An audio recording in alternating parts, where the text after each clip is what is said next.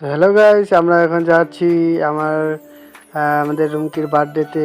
তো দেখো আমার বউ সাজুগুজু করছে। সাজুগুজু কমপ্লিট হওয়ার পরে আমরা যাব।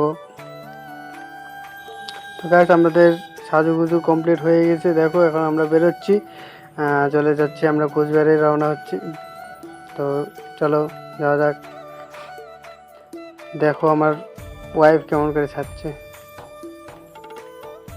তো ফাইনালি গাইস আমরা গাড়িতে আছি, তো যাচ্ছি, আমরা কোচবিহারে যাচ্ছি, এনএন পার্কে যাব।